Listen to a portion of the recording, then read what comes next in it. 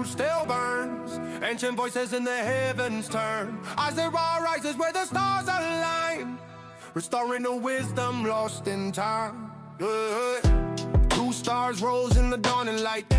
Nikki and Abigail are lies on the night. Charting the heavens, the constellations true. Not bound by illusion, but by what's in view. But they whispered of summer, of gods in the flame, of an Anna and Enki who called them by name. Through shadows of dogma, they carry the spark, guided by starlight to rekindle the thought. Under the real sky, the truth still burns. Ancient voices in the heavens turn.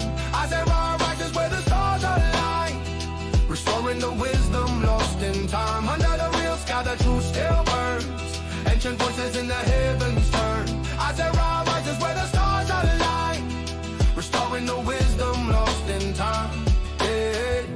Maps redrawn where the cosmos spins, through silence and science. Their song begins, no longer chained to the season's disguise. They brought back the truth in the watcher's eyes. The circle was broken, the truth made whole. With courage and reason, they honored the soul. For those who would seek what the ancients knew, the real sky speaks and the stars. Under the real sky, the truth still burns. Ancient voices in the heavens turn. ISAA rises where the stars align, restoring the wisdom lost in time. Under the real sky, the truth still burns. Ancient voices in the heavens turn. ISAA rises where the stars align, restoring the wisdom lost in time. Through cuneiform echoes and lunar signs, through Babylon's gates and forgotten lines, they lifted the veil with a steady hand. To see is reborn, to reclaim the land. Under the real sky, the vision's clear, the sidereal call for all to hear. ISAA rising with radiant mind, truth reborn in the ancient light. Under the real sky, the truth still burns. Under the real sky, the truth still burns. Under the real sky, the truth still burns. Under the real sky, under the real sky,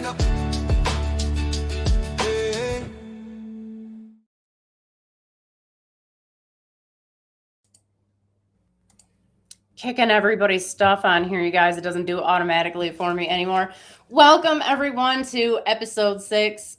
We are here today with Michael Hartigan and Don Ptak of One Sky Astrology and Freedom Through Astrology, respectively. Obviously, we have Nikki here.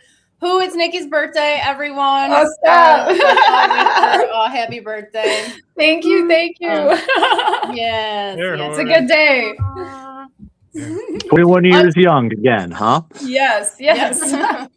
39, actually. No, just kidding. How old are you? I can't remember. Actually, we don't have to tell anyone if you don't want to. No, it's all right. I'm 43. What's your social security number? Yeah. Yeah, right. Okay, so today we're talking about evolutionary astrology. Now, we have a workshop coming up. I say we. I mean, I will be there, but I won't be doing very much. But we're going to be, Michael and Don are going to be running or hosting, or will be hosting, and they'll be doing an introduction, I believe, to evolutionary astrology this Wednesday. The link should be in the description. If it is not for some reason in the description, which that is a real possibility, you can just go onto the website. It's on the homepage, Sidereal International. Just click that image, and it will take you to the link. If for some reason you couldn't get to the link, you can let us know. Like we'll find a way to get you on that conversation. So definitely register for that. If you can't make it, the replay is free to ISAA members. If you're not a member, consider joining, you guys. It's like $39 for the year for the student membership. And you're not going to believe how much information that you will be bombarded with. I'm not talking about mailing like newsletters. We only do once a month. I'm talking about like our PDF library. We have obviously you get access to the Sidereal Rising academic journal, which I'm pretty sure, and you guys correct me if I'm wrong, I don't think anybody else out there is doing that. I don't know that any of the other big astrology organizations are putting anything out like that right now. They probably have newsletters and stuff, but nobody's really going in like hard with the academic side. So you guys definitely check that out if you haven't already. All right, I'm going to stop talking. I'm going to let maybe Michael and Don, if you guys want to, Michael, you're at the top, you're on the top of my screen. That's why I keep saying you first. No offense. I just whoever I see on there first. If you guys want to give a little maybe introduction, let us know kind of how you got into evolutionary astrology, and we'll just kind of go from there. Hey, cool. Yeah. So my name is Michael Hartigan. I practice out of just kind of my own little thing I call One Sky Astrology, and that's at oneskyastro.com. I got into evolutionary. Like I'm just one of those weirdos who always watch my transits and stuff, watch the sky, sort of like my mom used astrology, and I just like I didn't grow up with any kind of like scientific or religious prohibition against it. So I kind of paid attention, horoscope stuff, did tropical for a long time. By which I mean, like, that was the framework by which I like watched transits, like tried to sort of figure out what was really going on there. I got exposed to evolutionary astrology first through Mark Jones, just at the Pluto School, because he's uniquely awesome in a way that I resonated with. And I'll just leave it at that. So I got clued into what he was doing and the way he was talking about stuff. He was talking about, especially what clued me in very early, was he was talking about the lunar nodes in these really developed ways. Like he had like a body of ideas about the lunar nodes, like way beyond like north nodes like Jupiter and south nodes like Saturn, or just past and future, or some transplant from the Vedic wisdom. He had ideas. So I started to check that out, and I took his course. It was like a sort of like a evolutionary astrology light. It was almost like just the core architecture of evolutionary astrology without a lot of the overhead and the more complicated stuff. And that took me eventually to study with Deva Green, who's the daughter of Jeffrey Wolf Green, who is the originator the founder of evolutionary astrology. He's still alive, although he's in some seclusion in, like, I think in Hawaii, and his daughter Deva. I didn't know he was still alive. That's awesome. I think he is. Yeah. So, yeah. Yeah. So cool. Yeah, really, to innovate a system and see it, I mean, in your own lifetime. Like, what a trip. That's a trip. So how did I come to it? Through Mark Jones, the short answer. And so I started to do the I signed up for all 3 modules of 3, the full coursework at the school, Jeffrey Wolf Green School of Evolutionary Astrology. I started that work in 2021, and or maybe 2020, and I started to kind of practice with it, or bring it out as the main framework for my work with astrology. I probably took about a year or 2. I've never completed. I'm not like a certified evolutionary astrologer in the Jeffrey Wolf Green School of Astrology, because they want everything in tropical, and they have like this test for certification. Well, and they use porphyry houses too, right? Yeah, it's a bunch of stuff that, like, the translation is a little. I know. I'd love it if Deva were interested in, like, how do you interpret this? Like, let's see if this makes sense in like X, Y, or Z framework. But it's not. It's like tropical, please. And that to me is like, I'm not going to complete 10 assignments, because they're all like a book each. And so I just took it. I kind of then became really interested, like Dawn and I are going to share a trajectory from here on out, became really interested in what of that tropical, like even sign tropical logic applies to like the real sky, the uneven constellations, or even just like, what if we switch the zodiac? Mark Jones encouraged us to try on sidereal. He encouraged us to do weird things, do different house systems, like very edgy stuff. And I took him up on that.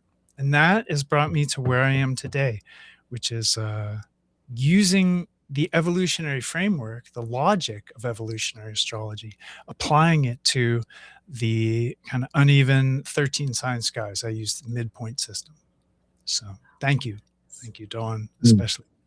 Patience with that. Hey, let's Yeah, just how have some fun. Yeah. Don, how did you get to this point? Like everybody else, I get started with astrology with a newspaper astrology, and I paid attention to that on and off. And then back in 2016, 2017, I ran into a rough spot in my life, and I was working with, she's known as Susie Wu, and she read me my first full birth chart. I always just knew sun sign. She's like, no, there's a whole lot more than just sun sign. So she introduced me to it, and then I started reading up and exploring more. And I was taking courses with Cassandra Joan Butler out of, she lives actually out not stone's throw away from where I live, really. So I was studying with her, taking her course, taking one of her courses, and it was the final course of the one class, and or final class of one course. Dyslexia, I love it. And I was asking questions, and she goes, Don, you really got to look into evolutionary astrology, because every question you're asking is pointing at this or pointing at this. And something inside of me, like bells and whistles, went off and said, you got to look into this. And she told me about Jeffrey Wolf Green and Stephen Forrest. So my introduction to evolutionary astrology was actually through a tropical astrologer, Cassandra Joan Butler. And so I looked at both of them, actually. I went to their websites, read everything, looked at how they did their courses. And I actually went with Stephen Forrest's structure and style. It resonated more with me. It spoke more to me. I come from whatever, spiritual background I feel like doing at the moment. I recovered Catholic and fundamentalist Christian. So if you can even ever do that. Oh, our special guest, Pat, for this interview. This is Silky. He seems to want to be clinging to me right now. I didn't even see him. He was like completely. Yeah, he's right here in he's jet black. He is the darkness. Yes. He is a baby. Aww. He's huge. Compared to his siblings, he's a monster. But I came to Stephen Forrest, and as I bought his first book, The Inner Sky, and I was reading through it, and it's like, yeah, this makes sense to me. You're one of the things that I noted with people with astrology is like, I am a fill in your sign, and this is just the way I am. And that makes people like feel like they're caught in some sort of prison. And Stephen Forrest says, no, your birth chart's your birth contract. It's not who you are, it's who you came to become. So it's like, to borrow a line from Stephen Covey, I think Stephen's the name of the game today. Stephen Covey says, begin with the end in mind. Know what the goal is. Well, your birth chart is your evolutionary goal. That's your intention in life. And the transits are the lessons that you use to get to that. And so I took his first course on birth charts, and then he had a course on, I can't remember what it's called, but the book is called Yesterday's Sky, and it was about the nodes of the moon and past lives and karma and how it shows up in your life and how you release it. And I was digging through that. I was like, wow, this is really incredible stuff. So that was my deep introduction to the nodes of the moon. And then I took the Changing Sky, so I do transits. And if you go to my blog post or Facebook, Instagram, not sure where else to post it, but I do like a daily deep dive where I explore a transit just a little bit deeper. And so I came into astrology through that way. What else was I going to say? I came to 13 sign astrology through a Sidereal Astrology Facebook page, and took courses with Ike Rodriguez. And then Athen Shimenti was really my deep dive into 13 sign astrology. And his course was really, really good. I enjoyed that, especially for the introduction to Ophiuchus. I'm a history major. My undergraduate degree is in history, and my master's degree is in library sciences and library studies, whatever you want to call it. So, always wanting to dig, what are we missing from history? Because I know history is written a certain way. The newspapers are the current lie, the history books are the perpetual lie. Don't get me started. But they brought up that Ophiuchus, and I live out in the country. I can go out stargazing with the apps and stuff. And you set you set it for, different apps, and you set it for true sky. And you're looking, it's like, yeah, there's a fucus between Scorpio and Sagittarius. And even the tropical astrologers, if they read decans, they do bring up a fucus. It's the first decan of Sagittarius. They bury it.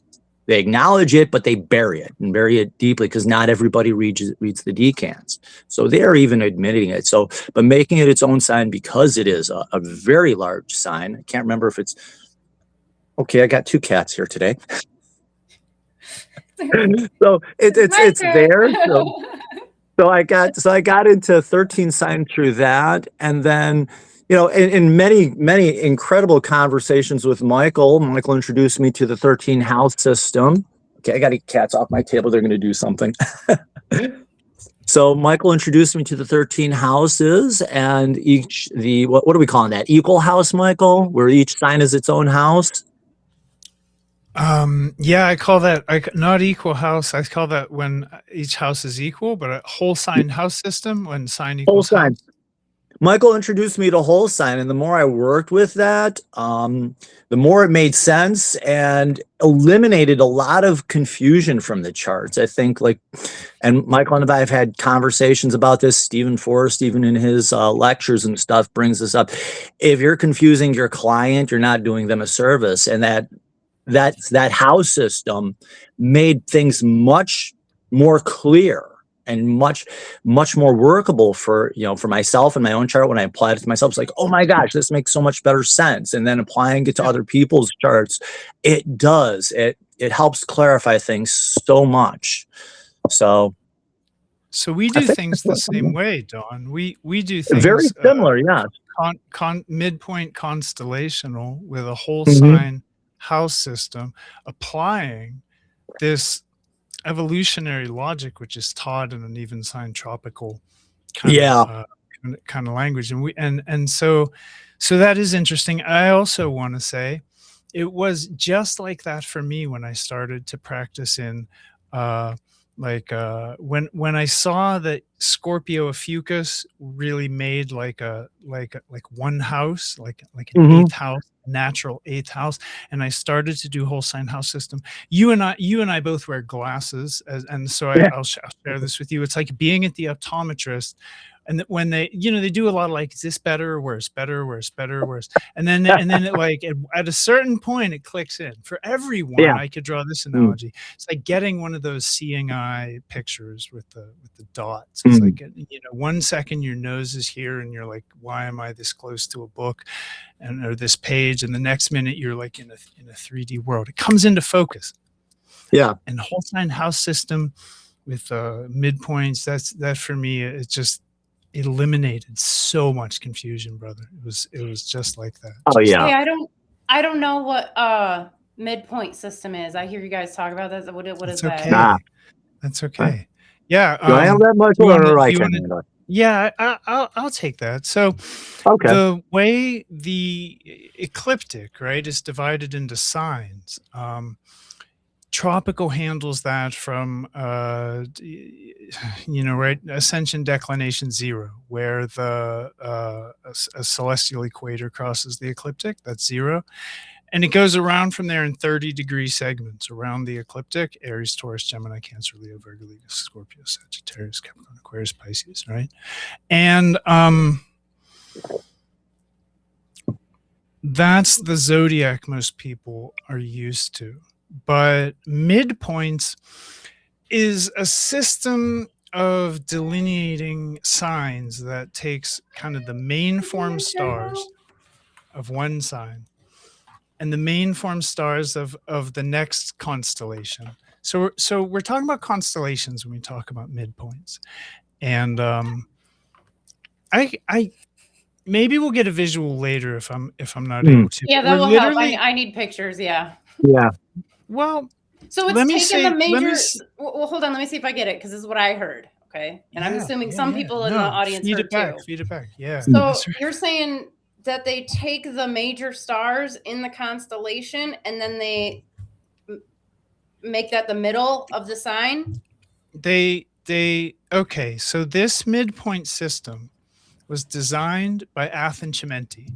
And what he did, because I've talked to him about this at length, and what he did was took the sort of last major stars, the stars closest to the ecliptic, and the first stars of the next group, and simply took those calculations out to seconds and calculated a midpoint in between the last star of the one and the first star of the next. So let me call up some software. I'll show you what that looks like. Yeah. Yep, yeah, I would still take the visual. That makes sense to hear it, but who decides what the major stars Who are? decides? Well, look, these are lines. These are to your question. They're not arbitrary. They're not random, but they're decided. We just decide. Okay. So we have to take it a little bit like, you know, we don't take this. Yeah, this isn't set in stone. It's It's like any other line in the sky. It's not there. But great question. Just to share another perspective on that, some astrologers use the IAU boundaries. And in Athan Chimenti's course, he points out that if you go on the Fucus Scorpio boundary and you zoom in using astrology software, you will find stars of Scorpio actually in a Fucus. Like Antares, which is tough to you'll get if you go like really fine in, you'll find that. And so what I say in I do a weekly forecast and I post it on YouTube. In the Zodiac belt, and this is my take on it, with that IAU boundary, those boundaries are arbitrarily drawn. This is where we want it. So my take on that is Athan Chimenti said, my understanding is that this is the last bright star in the ecliptic or zodiac belt. This is the last bright star of this constellation. This is the first bright star of the next constellation. What's the halfway point between the two? That's the new boundary. I keep it sweet and simple. Yeah, you said it, man. I'm trying to. Yeah, but I can show it. That's one thing I'll be able to do in about 30 seconds. I'm on my cell phone, so I can't pull up my software and play today. So Michael, you're in charge of the graphic today, Michael. Yeah. I can do visuals. Yeah. Okay, so let me just get oriented here. Well, I had a reading with Michael, and it was about 6 months of playing with house systems after that. Because the way you did it, I was like, I've never seen anybody do it that way before. That's so easy. Like, that's so much better. And it's like uncomplicates things. But I had to test it. And I tested it. And I was like, this is fucking awesome. It does work. It's working. And I tried so hard to figure, I was like, there's got to be a kink somewhere. There's like nothing just works this easy. Right. But it does. It just does. It just flows so much better. I absolutely love using that house system. I know. Whole sign was the first way that people noticed that house system, like different parts of the chart applied to different areas of people's lives. It's like whole sign. There was never a drawing of like separate houses until later. I don't know exactly when. And all the confusion around house. Yeah, go ahead. Well, the house system in relation to astrology is a development of Babylon. And that was, depending on who you talk to, somewhere between 500 to 300 BC. But the Babylonians didn't ascribe any particular meaning to those areas. It was more just for like a degree system to be able to track where things were. So whatever developed during the Hellenistic period, that's basically when, but they were using a 30-degree system because that's what they got from the Babylonians. Yeah. But as far as I understand it, when Ptolemy described in the Tetrabiblos the idea of house system, he made reference to whole sign being like I think foundational, but he also equated the midheaven with the 10th house and the IC or anti-midheaven with the 4th house, except he didn't give any instructions on how to calculate where the other houses were. So that's why we have a million systems that all use MCIC. But as far as I've heard from anyone, like about the Babylonian idea. The idea that house systems originated with like middle period Babylonian astrology, like after they'd been doing even sign and stuff. They were just equating like, oh, so this sign is like also has like an area of life associated with it. And that's my understanding. Is that your understanding, Abby, or were they doing something different with like houses in like an inner wheel? They were just trying stuff out, and Sure. it was another way to ascribe more meaning, get more details. So they took it, saw the opportunity and kind of jumped on it. Yeah. Okay.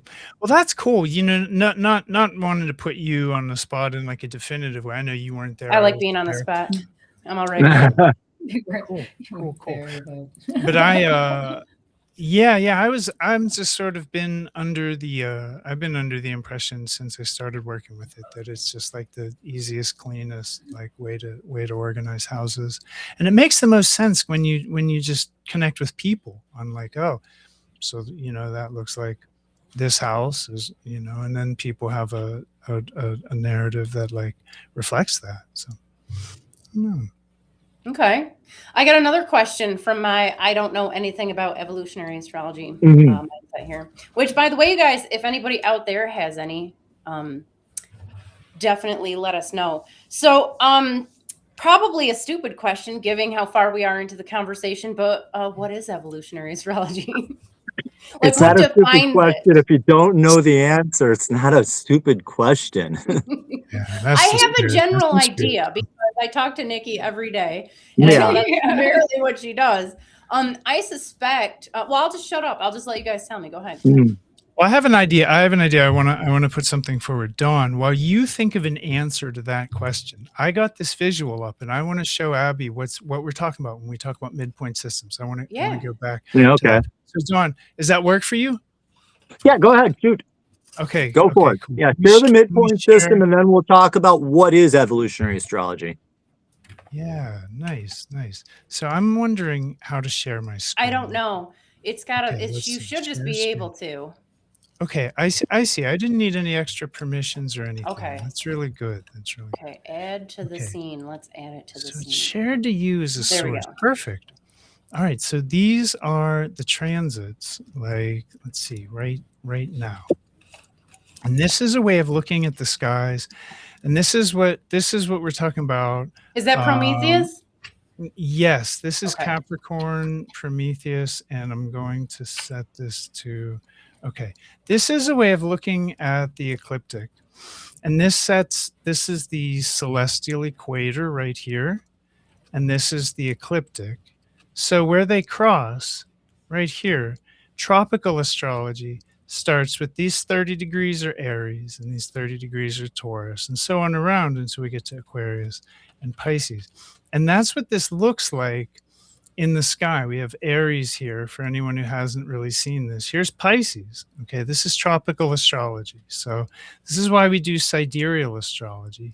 And when we do sidereal astrology, here is like the first thing we see when we translate that to Fagan Bradley. We see Aries now kind of like this. So like here's some of Taurus, right? It's like in Aries. And here's Pisces, it's in Aries. Now this is Fagan Bradley. And Cyril Fagan set this up to be the most accurate even sign system, even like an improvement on Lahiri from a sidereal accuracy point of view. This guy was like neurotically dedicated to excellence, Cyril Fagan. And this is what we have. So let me show you now. I'm going to switch to the midpoint system, and you'll probably see immediately why people use it, even though like who knows where the midpoints are. We make this up, and yeah, we do. So here is the kind of like last main form of stars of Aquarius, and here's like the first main form of stars of Pisces. So the midpoint system literally takes like this star and just boop, math, divide by 2, and take that value. In some cases, we run into some kind of interesting things, because here's the main form star of Aries, but then we see that Taurus comes out to here. So we're drawing a midpoint here. And so on the whole way around. Here we have Orion poking up into the zodiac, and Capricorn Prometheus in its current iteration doesn't handle the insertion of an Orion sign.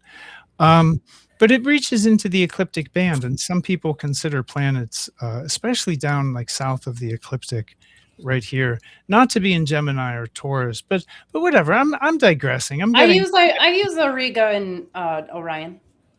Yeah, people do, and but I'm just talking about the limits of breaking up the zodiac in this software Capricorn Prometheus. You can break it into 13 sections right now. And here's where we have what Dawn was referring to, because if you actually take like a fucus crosses the ecliptic, like somewhere, like let's see, somewhere like right here, like literally the bounds of a fucus go like that or something, right? And I'm just making this up, but like when you use IAU boundaries, Antares actually gets put in a fucus becomes huge, and Scorpio becomes something like a 6-degree sign, and I think that's great. I also think it ignores this much of Scorpio, which I don't like. Do that at your peril, like, please. I'm not even kidding. So I take this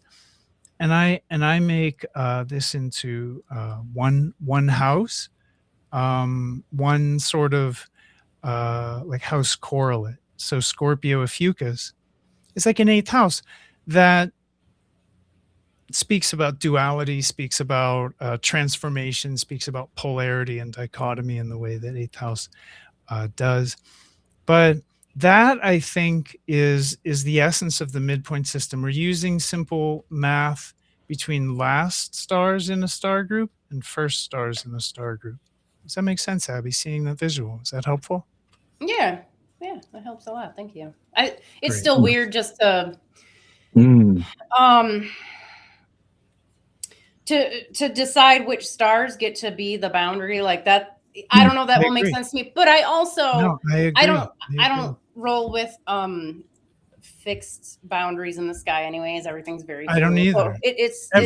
So everything's very fluid, and these are just sort of, these are things when people ask me like, oh my gosh, is it like 0.08 seconds or 0.09? No, seriously, people they get very concerned, and it's like, these, like, there's a debate out there about whether cusps are real or not. Like, cusps. My God, stop! Like, my entire chart is cusps. My entire chart is cusps. So, like, come on. So there's a reality to blended energies. But when a person's really got cusps, I tell them you're finishing the lessons of sign A and beginning the lessons of sign B. Oh, absolutely. My moon is right in between Capricorn and Aquarius, and I got like this weird thing going on with it. So there's no cusp? Are they saying that there's not like an area of overlapping meaning? Some people believe that cusps don't exist, like birds aren't real or something, and that you go from full stop 100% Leo to like, now you're in Virgo. That's crazy. No, that's shit. Nothing works like that. Nothing in nature works like that. Yeah. It's bent. So we talk about this in like approximate, like transitional ways, right? We're done. To Chelsea's question that just popped up on the screen, her comment about Cyril Fagan doing math by hand. Like, Cyril Fagan was alive in let's see, the 50s, 60s, 70s. They had computers, not the robust computers we have today, but they had computing technology. They weren't figuring this out on abacus. I think the discrepancies, like when we look at Cyril Fagan, it's terribly accurate, but just trying to fit a 30-degree even sign zodiac onto the living skies is just going to leave you with discrepancies somewhere. Well, in defense of Cyril Fagan, he he did his best to check his information against the Babylonian texts, and part of the reason why. So like maybe if I forget which star, was something over, was it in Taurus that you had pointed out? So like if his stars don't necessarily match up like with the current boundaries, that's because in some cases he's going based on what these old stars were, which means that in the boundaries across the last 5,000 years have changed. They're not. Yeah. It's it's also a fluid, kind of arbitrary. So I don't know if that helps either, Chelsea. Yeah. But yeah, he was definitely doing a lot of stuff by hand. He was working hard. Yeah. Yeah, I'm actually reading a primer of Sidereal right now, and it's I can't believe I never read it. Yeah. It's actually one of the things you'll have access to when you become a student member. Yeah, you guys. Yeah, you get access to all these books you get to read. So I've been digging around in there. It's amazing. It's amazing, and his work is actually incredible. So I'm kind of over here like today years old. The last couple of days reading it, I've been super, super excited. I think Cyril Fagan is like none of us would be here probably having this conversation without him. Yeah, so. not at all. This is his work is incredible. Like back to Scorpio Ophiuchus. So that's when I kind of hopped on the astrology train. Wait, time out. Time out. We got to go back. What is evolutionary? What is evolutionary astrology? Let's get this off the screen. Let's get to Dawn. Do you know how to what take is evolutionary astrology? I'll tackle this. Let's see. I thought that was a you thing. I'll try. Let's see. I think I can. Yeah, let's see. Okay, got it. There we go. Hey, we're back. All right. What is evolutionary astrology? Evolutionary astrology, and I've got my book Yesterday's Sky in front of me, and I'm looking at the book, like the first book that actually mentions the phrase evolutionary astrology by Raymond Merriman says, this is the title, Evolutionary Astrology, The Journey of the Soul Through States of Consciousness.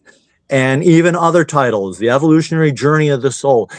It's about evolutionary astrology says, to me, you're working towards becoming, when you're born, you have your birth chart. Your birth chart is who you came here to become. So it's your growth towards becoming, towards your fulfilling your birth contract, what's written in your chart. Your chart's your birth contract. So it's your journey towards learning who this person is that you came to be. I'll use myself as an example. Just keep it simple. I'm a Taurus sun. There are some astrologers who sit there, you're a Taurus, and they will spell it out black and white, and you're stuck there. Evolutionary astrologer will say, you are learning to become a Taurus. Your aim is to learn how to find peace and calm in life. These are some strategies you can use. These are some helpful tactics.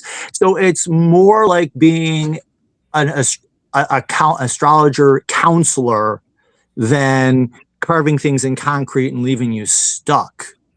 So for me, it's helping you realize your chart. Your chart isn't there. Like I said, there are people who say you're stuck being in Aries, you're stuck being whatever. I'm telling you, you came here to learn the lessons of becoming your chart. I don't know if Michael, you want to add something onto that?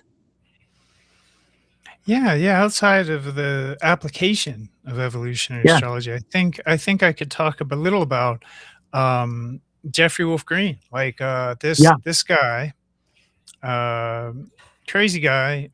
First of all, Nam vet, and in Vietnam, I was having like just real like overblown experiences, total trauma, of course. Trauma load like pushed him out into having like psychic conversations with like I think a Buddhist monk over there, and these psychic conversations directed him to this Vedantic temple, and he became attuned to Vedanta Also, then, like after the war, like moving forward in life, he Mm. was greatly interested in astrology, and he was an astrologer. And at a certain point, and I'm going to put this point in the like 1970s, maybe early 70s, 71, he had a dream which involved Swami Sri Yukteswar. Now, Swami Sri Yukteswar wrote The Holy Science. The Holy Science is a book on Vedic astrology and astronomy. Most people know Swami Sri Yukteswar not as an astrologer. He does have his own Ayanamsa, but most people know Swami Sri Yukteswar because he was so many names. Paramahamsa Yogananda, he was his guru. He was the guru of the guy that brought yoga to the West. Swami Sri Yukteswar. Yeah, Paramahamsa Yogananda. So, Swami Sri Yukteswar appeared to Jeffrey Wolf Green in dreams and spoke to him in hours in Sanskrit that Jeffrey Wolf Green could understand in the dream full well. It was one dream. It was a super huge download. He broke down the principles of evolutionary astrology, what the nodes, what Pluto, this, that, and he left, and that was like all Jeffrey Wolf Green got. So Jeffrey Wolf Green spent a period of time organizing the information, recalling the information, processing, Sanskrit memories into English and like whatever that looked like. And he spent time after he organized it testing it. And 10 years later, he wrote Pluto, Volume 1, because one of the things that Swami Sri Yukteswar had revealed him was the importance of dwarf planet Pluto, that it represents the individual soul, like within the spiritual matrix represented by Neptune and Pisces. Pluto is the deep subconscious part of us that transcends death, that survives reincarnation, right? Whatever you think reincarnates. You can call it a soul. That's what Jeffrey Wolf Green calls it. So within evolutionary astrology, I would say it's characterized by a more developed science of how the soul is interacting with archetypes and energies and evolutionary forces at the level of soul, at the deep, like and subconscious levels. And I would contrast it to kind of more mainstream astrologies by saying that most people approach mainstream astrology, they want to know what their sun sign or their sun moon ascendant is, or like it's very conscious, it's very surface level, it's very much about the personality. People are basically asking like, what are my thresholds? What's the nature of this thing? How far can I, can I succeed? Where are my angles to success? It's all very conscious, ego driven. Here we're in evolutionary astrology. We're immediately dropping below the level of conscious egoic influence. And we're looking at, we get a whole language to look at the influences that are coming from, from beyond the boundaries of this life, from prior life experience. We start to see patterns that start to be able to generate valuable information. And we start to see the effects of, within that logic, you just start to see, you get a language more for how the outer planets are working with the inner planets. It's not a language that inheres in Vedic, because Vedic doesn't use the outer planets. And it's not something that most mainstream or like kind of available astrologies really brought in about the outer planets. So just to give a really rough kind of a like nutshell version of what I'm talking about, Uranus is understood as correlating with the subconscious. So where Moon and Mercury have a lot to do with thinking, right, and conscious mind and the way we experience like thoughts in a linguistic way, Uranus is acting as a go-between between the deep desires of Pluto, the soul level desires to experience, desires to evolve along certain lines, and we start to see, you can see where those deep soul level desires, differ from conscious desires, and the juxtaposition there, the cognitive dissonance that's created in people's lives because they're drawn in one direction here and in another direction here, right? And so what you have when you take all that is a model for doing astrology that really works very well for people who are experiencing patterns in their life, right?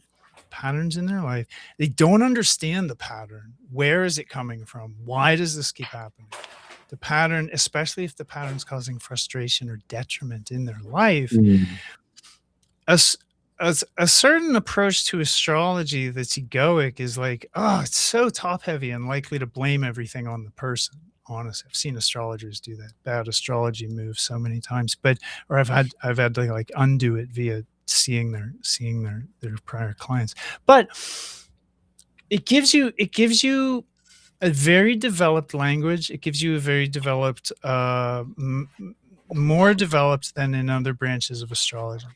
That I've seen a map for outer planets and how nodes are interacting, how the whole thing is holistically, how the whole chart is holistically interacting. And it has great agency in unsticking, like leveraging karmic like blockages, just stuff you can get past. It's a light. It's a light in that darkness. It's serious stuff. Yeah, I would agree with all of that, actually. It's the pattern stuff. It's the repeated patterns that people get stuck in, that they carry over. Whether you believe in reincarnation or not, we carry these patterns over. We have past memories. We have a whole bunch of stuff we take with us when we start this journey.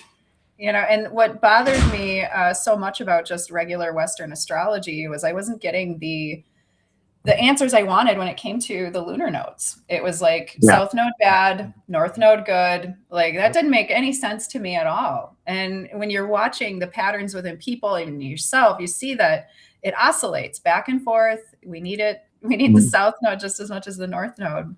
And one of the coolest things that I discovered when I started this journey was that the South node is usually the baseline personality of the person. That they're that baseline personality, and mine's like right on the galactic center, so I'm like, maybe that's why. Like, is that like, so like oh boy, just my energy is too much for some people, so so I guess it's interesting that you correlate nodes to personality, because in evolutionary astrology, one of the things that was revealed to Jeffrey Wolf Green is like, no, this is all wrong. They say the sun is the ego and the moon is the feelings. Moon is the ego.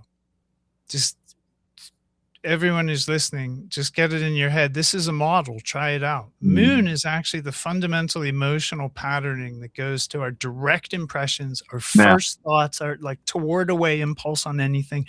Moon is our interior felt sense of self. Game it out. There's no better word for it than ego. It's interior felt selfhood. The sun, he said, is actually an integration point for the whole chart, and it's how you organize your life. So one Taurus sun is not going to be another Taurus sun because like they're both Taurus suns, but they have different charts to organize. They'll both organize their individual charts in Taurian ways. That's one of the insights that came out of this strain of astrology.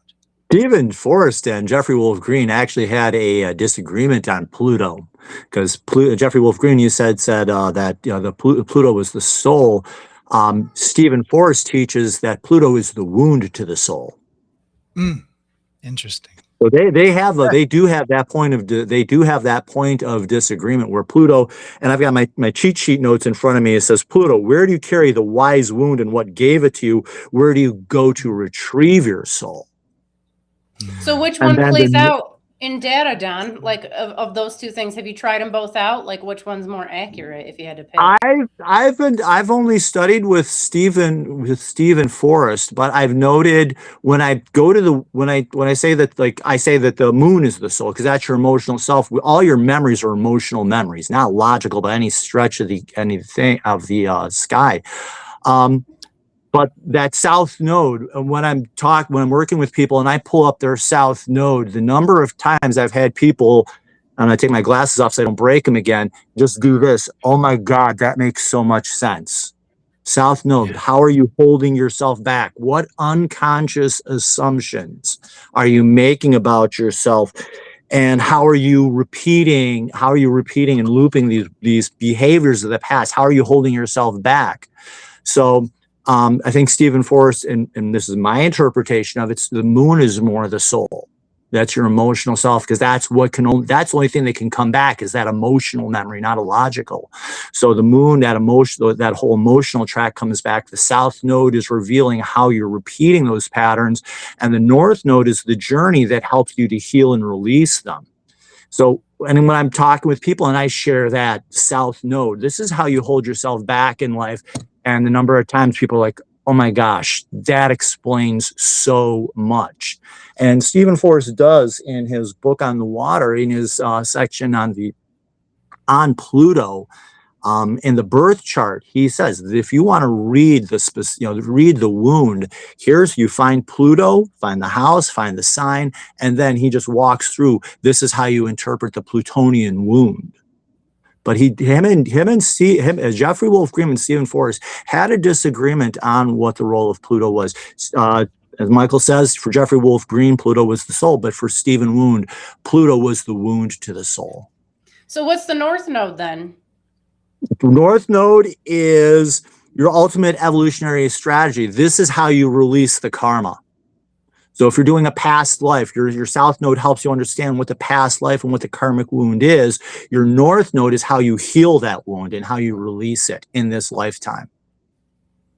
It is interesting. He took some of his own sort of ideas, and he seems to have kind of put him in a pot, tasty stew pot with the evolutionary astrology strain, and kind of developed his own recipe, as it were, because the north node south node thing, it's similar. Yeah, it's similar, but the Pluto thing, I think, might be similar too, depending on how you consider Pluto. Like at a soul level, I think, and it might be relative to like this point in history and the age that we like have lived through, you know, or maybe the set of ages that we've lived through, if you listen to some, you know, histories. But there's just such trauma. There's such trauma right now that like all souls, I mean, souls are doing like one of two things, like either like A, being enlightened, and I don't know what that looks like, or like B, trying to heal, you know? There's more, I think, that Jeffrey Wolf Green talked about being encapsulated in Pluto, because he saw, and this from the sort of original strain of this knowledge, he saw Pluto as describing the unconscious desires that drive the life forward. And not all those are going to fall into a category of like this kind of wound or that kind of wound, you know, like an aspect relationship from Pluto to,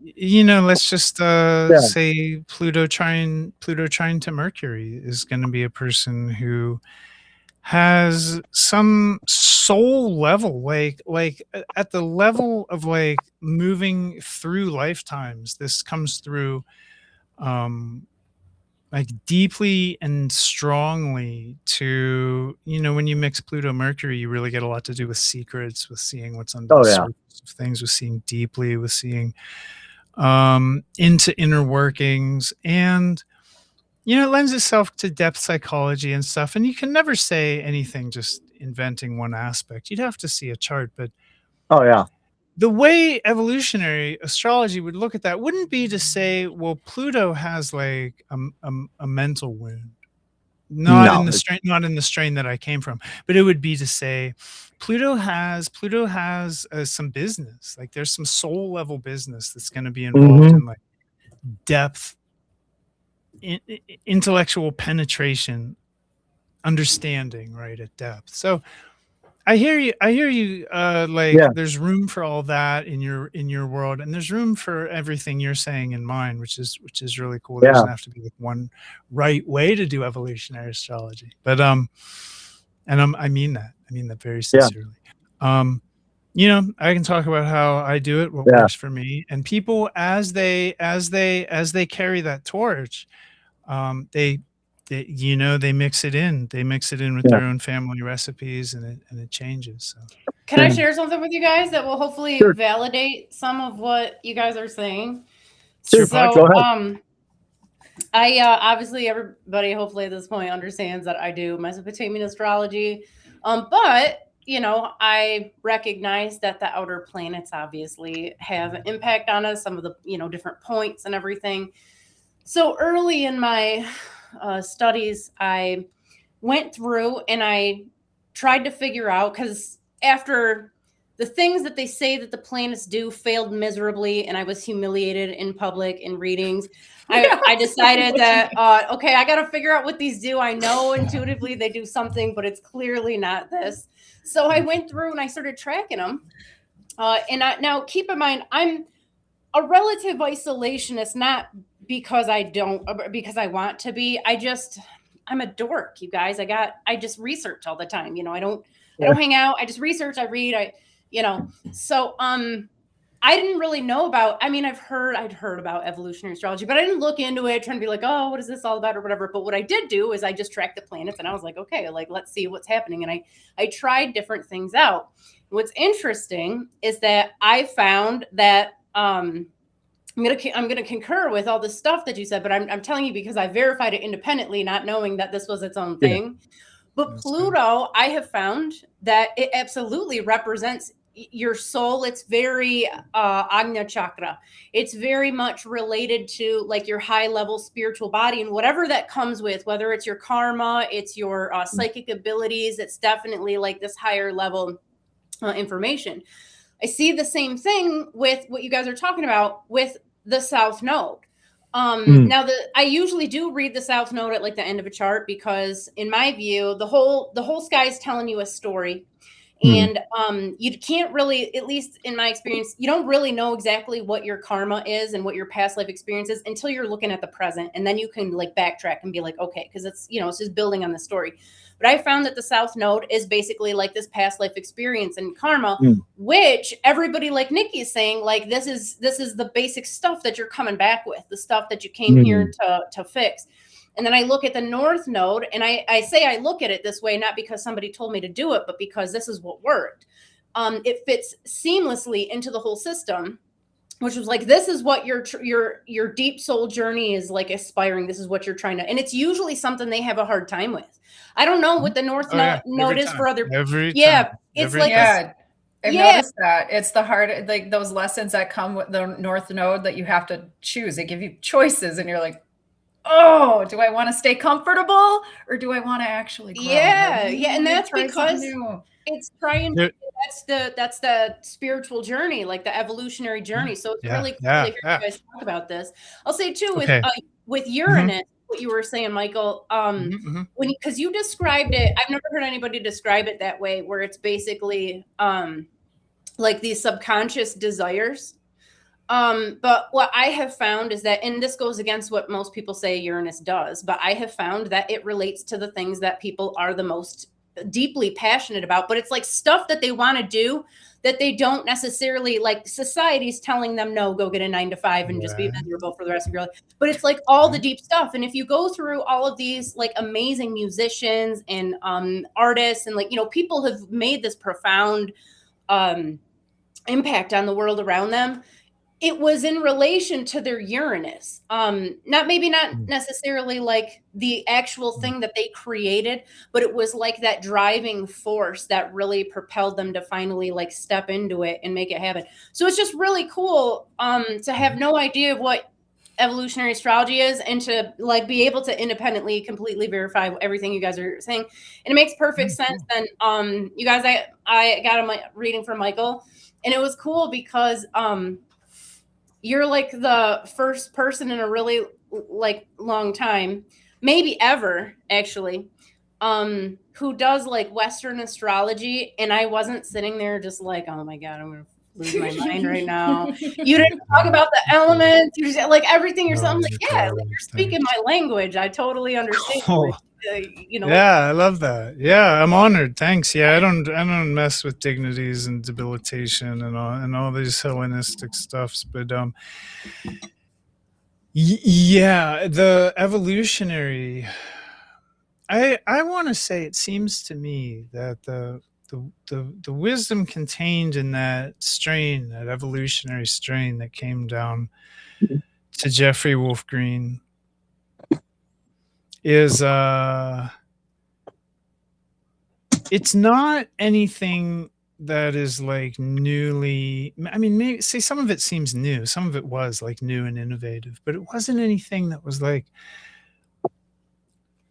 no, I'm wrong. I have to walk this back. I was going to say it's nothing really new. It's just actually astrology like described better, but it actually was new. He introduced like new things like this knowledge of Pluto. No one had that. So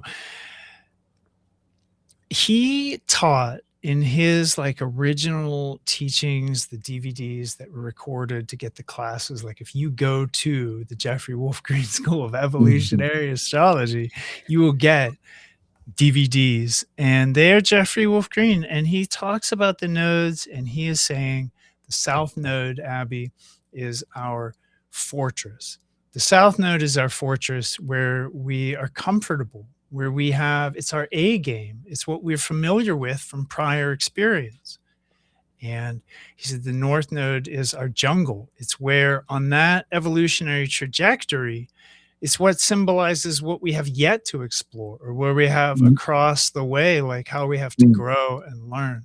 So a lot of times people would, before evolutionary astrology, I think people in the West had a conception that the goal was to like move to your North Node and accomplish North Node stuff because that was good. And that's like a cool understanding, but it is admittedly remedial, because now we have an understanding that says the North Node and South Node actually work together. They're the head and tail of a dragon, and this dragon represents the line of our destiny in our life. It has to work together. The South Node and the North Node are an axis that need to be, we can think of it as everyone's personal paradox that needs to be reconciled, right? That where we're strong and where we have to grow, and bringing those two together. And yeah, in many cases, it's about doing some of the stuff we're familiar with, but doing it in new ways, making new choices relative to like old things. And I think that's all I want to say on that. But the way Jeffrey Wolf Green talked about the nodes was just as like jungle and fortress, you know. Yeah, I watched his lecture on the psychodynamics of the moon, and that's what got me in. I was like just so into it, but I didn't know anything about astrology like that. I'd never approached it in that way before. And that was around the 2020 time. So, you know, I was kind of homebound and sick. I had nothing to do but stare at screens and stuff. And it's what got me started. So, but what drove me nuts was that I had been practicing tropical. I had been using it, and I was not getting the same results every time. And it was so frustrating. So that's actually part of what kicked off my sidereal constellational studies. We had our reading, Michael, and when you put my Pluto in the second house, like I already had all the Pluto books. I already had all this stuff, and I wasn't reading it there. I was using a different house system. Yeah. And that's why I went completely like nuts for like 6 months. I'm like, how is Pluto will do that? Pluto, right? Like this is just, I read like the house that it was in and all the, and I'm like, okay, I had to set it down. I was like, this is too real for me. I was like, this is crazy. How is this real? I love it. But it got me hooked, and it was one rabbit hole after another. Sorry, Don, go ahead. Yeah, one of the things we haven't discussed when we're talking about house systems, and both Michael and I are referring to the same book, everybody reads the house systems counterclockwise. They're supposed to be read clockwise. They're supposed to follow the path of the sun. That's in the there's actually a book on that, but Manilius writes about that, and Michael and I have actually had conversations about this. The houses are supposed to follow the path of the sun, so we're supposed to actually be reading them clockwise, not counterclockwise. So that's another way people get disassociated from their chart, is they're, again, we're putting the stars where they were back in ancient Rome, and then we're divorcing the house system from what the original ways it was read. So, if you're having astrology read and it's not making sense to you, well, there's strike one and strike two. So going back to, I think, evolutionary astrology, and then I have a book, one of the things I did some reading about in my tropical to sidereal transition was Vedic astrology. And I have in one of my books on Vedic astrology, when a child is born, the parents document that. And then they go to the astrologer. Here's the information. Who is this child? Tell us how we should raise them. Yep. Who are they destined to become? That seems to be embedded right in the Vedic tradition. Yeah, no age limit. That's how I knew. Like, tropical wasn't working. I was applying it to my kids, my spouse, my parents, everything, and I'm like, why doesn't this? Why doesn't this crap work? Well, let's figure out why. It's broken. It's a clock that was broke back in ancient Rome. Clock. Yes. I want to jump in here and address some comments on the screen. I saw that Chelsea. Yeah, I'm not able to read the comments because I'm on my cell phone here. No, that's all right. That's all right. Yeah. I can get that. I can understand that. She asked, when I was talking about the North Node and the South Node working together, she made an observation that this dragon, the head of the dragon and the tail of the dragon, it's actually like an Ouroboros, like a serpent eating its tail. And that's exactly it. That's exactly it. The North Node refers back to the South Node. The South Node refers back to the North Node. And it's not like we're trying to leave a bad thing behind and get somewhere.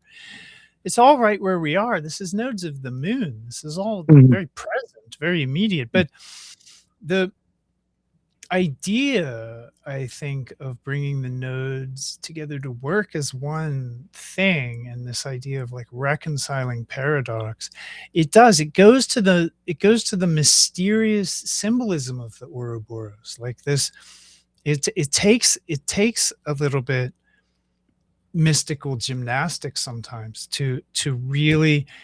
Most of us vacillate between the nodes. Most of us do South Node stuff and then boing, North Nodes. We have areas and phases of our life that are dominated by South Node or North Node. And it's not even until later life that most people get a chance to meaningfully bridge their nodes, bridge that axis, unify that whole thing. So that's been my experience with it. But I wanted to say, Chelsea, thanks for that great observation. That's exactly the idea. Yeah.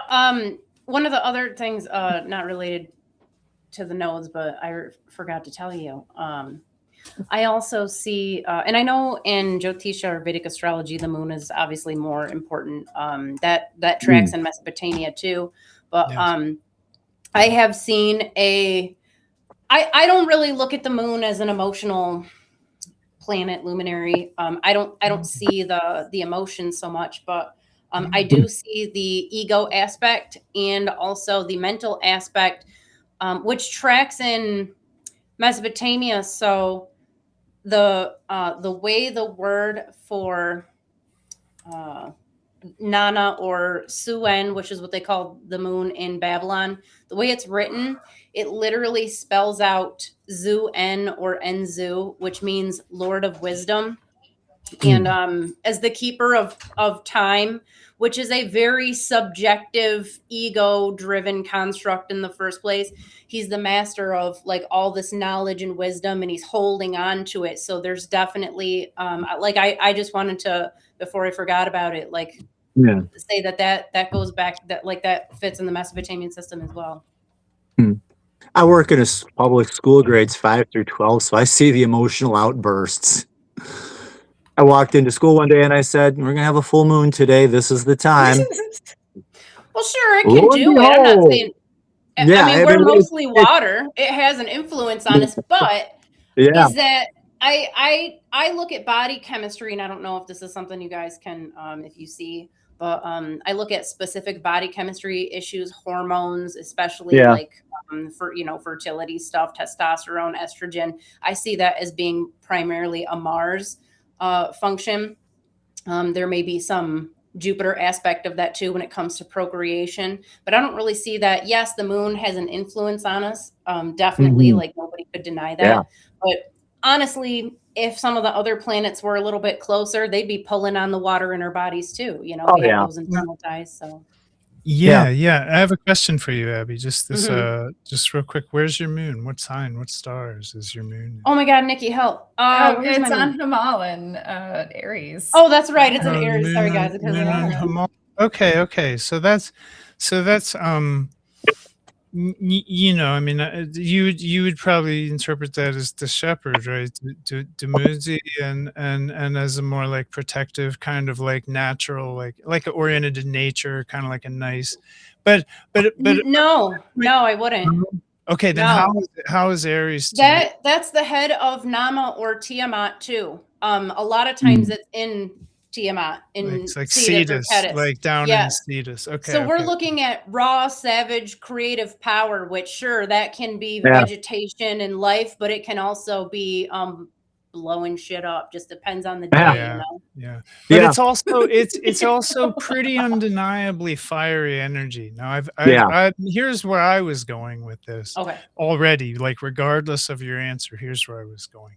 Okay. I've seen moon in Cancer, moon in Pisces. I've seen moon in Scorpio be emotional as a primary method, a way of processing experience. Like do it through the feelings. When people like I'm a Capricorn moon.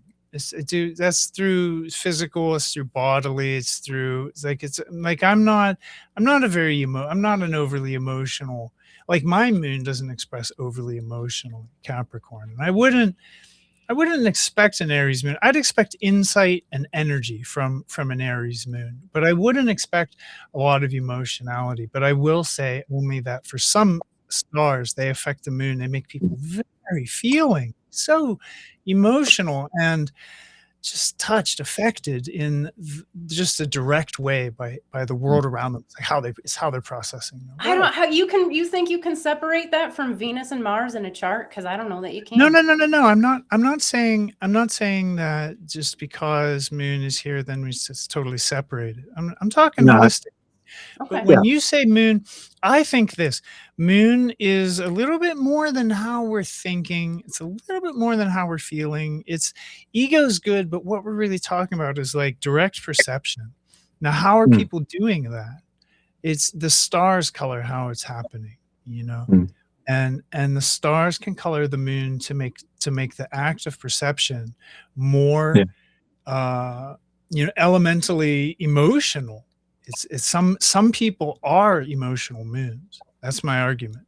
And some people are non-emotional moons because the stars that they're in just aren't really like driven Okay, but by Oh hold my on. feeling. God, that's No, Hold go on. ahead, funny you please. say that. Yeah, but if the moon's not making you emotional every time, I reject the idea that the moon has anything then to do with emotion. If Mars affects your emotion Well, 100% that's of the time, composition division fallacy. You're saying I if it doesn't happen all the time, it doesn't that is happen. exactly what I'm saying. That's not sound logic. mm, Look, I'm It is, saying and I some. can. Well, hold on, and if you're going to Okay, push back in okay. the argument, I'll let you. I'll let let me you give you the finish. full I argument. owe you that. I owe you that. This is my assertion as it comes to astrology. So let's use another planet for example. mm. Chiron. Okay, Chiron supposedly what, wounded warrior, something along those lines. The Well, wound. So Chiron's a centaur, sort of a weird example, not a planet, but well, okay. but we'll just use this as an example because That's okay. Yeah, he's a people wound. don't Yeah, know what wound and Chiron healing. does. And Heals. this Yeah. is we don't have enough data apparently on Chiron. So what Yeah, people I'll agree with don't, they don't they're going based on faulty information. It doesn't do what it says it does 90% of the time. That said, Mars does. It doesn't matter where Mars is. You will always be able to tell somebody's you will be able to learn about their body chemistry. You can learn about their fertility. You can learn about their, what do we call that? Subjective mind. You can learn about their stress levels, their overthinking. Yeah, how they process energy, roughly, their libido. Absolutely. 100% of the time. 100. You can 100% of the time. Okay, that's Mars. The moon changes in the sky. The moon changes. Mars. Well, hold on. Let me. I just want to introduce that idea. Yes. Okay, but Mars is probably the easiest one to look at. Saturn, 100% of the time, is going to speak to your ability to thrive here in the material world on one level, whether that's your physical body, your finance, your career, your the risks you take, the control that you try to have over the world, 100% of the time. I get you. This is not. The sun is going to tell you about that radiant energy that you're putting out 100% of the time. None of them change like the moon. The moon has her own. But the message should still then therefore apply. We can do this with the same thing. Pluto is going to do it 100% of the time. Everything. Hold on. Okay. The south node, like we just discussed, the south node's doing the same thing 100% of the time. Why are we giving the moon a pass? The moon either does something or it doesn't do something. And I assure you, Okay. over thousands of readings, the moon does not influence emotion 100% of the time. I'm not arguing that it does. I'm not. Okay. Really? I think it does actually. I'm a kind of a moon person a little bit, but I don't know. I'm more of a Venus person too. I look at my moon, and my moon's cuspy. Okay, it's right in between Capricorn and Aquarius. And I don't like to be emotional. Actually, I don't like it. I need to schedule time for that. Okay, but then when I do, it's drama. It's Gabby knows. Your Venus is on the Pleiades. Yeah. This is what I'm saying. A lot of these emotional traits, that's why I would have to distinguish. If somebody's talking about emotion, the moon's the last place that I'm going to look at. I just don't think it has anything to do with that. But you know what? We're entitled to our our differences and stuff. But I think it's good to have the conversation. So here's the moon to emotions. That's crazy. That's cool. I've looked that up quite a few times, though. The difference between emotions and feelings. With the moon, it's a little bit more fleeting. We experience it shortly; it goes away. With Venus, it tends to stick around a lot more. So that's been my understanding of it so far. I'll say one more thing, and then I'll stop, and I'll just give the floor to you because I'll be done with this diatribe here. If the moon is in an emotional constellation, then it's not the moon doing it. The moon's activating the emotions of the constellation. That's right. That doesn't mean the moon can't be emotional, but you're right. You're exactly right. So what I'm saying is the moon is consciousness. It's actually how we're processing our experience. It's conscious. It's ego, but that's not the whole story. It's a little bit more. It's directly, we don't know what it is. And sun and moon both represent consciousness. So the moon changes through the sky relative to its angle to the sun. And a moon in Cancer, a full moon in Cancer reflecting a Capricorn sun is going to be really different than a square moon reflecting like an Aries sun. Like, listen, the moon is the hardest to understand. It's the closest. It's the most we see it. It's we think, oh, that's the moon. I know what it is. You don't. And not you, Abby. I'm just saying, like, people think generally, oh, the moon is like this, the moon is like that. The moon changes, and what it does, the only thing, I'm actually 100% with you after you explain yourself, with a little caveat. I think the moon does do a thing consistently 100% of the time, and it apprehends the world and processes it. Consciousness, awareness, call it what you want. But then we have reached a point that we can put that down. Okay. But I think it can be, in some cases, emotional. Sure. That's all I'm saying. Okay. Not 100. Not 100. What you got, Tom? Just to throw, again, Stephen Forrest, I'm coming in from my perspective, the moon in the birth chart. I'm just going to focus on the birth chart, not the transit chart. But in the birth chart, the moon is those, and I'm going to just quote it here. It says the trans-rational needs and joys which you must be true to in order to maintain happiness and a feeling of well-being. Also, what is the most effective way in which you can nurture, heal, and restore yourself? So that's the moon in the birth chart. And Abby, you said you were an Aries moon. I'm not playing with it. I have not studied the stars down to an individual point yet where I can say if a moon is conjunct this, it's going to be whatever. I haven't looked at that. But with the moon in Aries, as an evolutionary astrologer, you came here to teach the heart courage. Stand up for yourself, have courage and assertiveness. The shadow of that is the angry outbursts and the fear whether it is fear, whether it comes out as angry outbursts or you just trying to hide away and not be seen, the cowardly lion. The Aries moon likes adventure. Get up, go out, do something. In whichever way you do that, adventure is going to be different for different people. For me, adventure is going actually outside my house and talking with people. I actually have a Leo that comes up with different. I work in a library. I like nice, cute, calm, cool, and collected. But for comfort, Aries moon needs challenges, newness, some degree of tension. If an Aries moon is living in a quiet environment, it's going to go nuts fast. It needs some sort of tension, some sort of challenge to fuel itself and to keep going. It can like competition. I mean, let's face it, we're dealing with Aries ruled by Mars, a little bit of that warrior spirit in there, so to speak. But again, a little bit of competitiveness. And we just saw a good example of that. A little bit. Oh, no. A little bit of competitiveness. Closeness and intimacy, relationships. How do you know an Aries moon likes you? They're going to tease you a little bit. It's just a little bit of, and again, and in evolutionary astrology, I tell people, like in Aries, if I were working with you, Abby, I would say these are the lessons for you to learn how to express yourself in this ways, how to learn to work with these things, how to try to make this an effective part of, and there's going to be planets and aspect to the moon beyond that. When I'm reading a chart, this is your moon. These are the planets that are aspecting the moon in some way, shape, manner, or form, and this is the influence that they're going to have on the moon. So it's going to be even deeper than that. But you know, there's Aries moon. That's what you came here to learn. It's not who you are. It's who you came here to learn, and that's the lessons. Those are the basic lessons. Step 1, basic lessons. Step 2, add on the planets that are an aspect to it. But then, you know, we're going to be talking about the transits chart. What does an Aries moon as it goes through the rest of the signs? What do those lessons look like?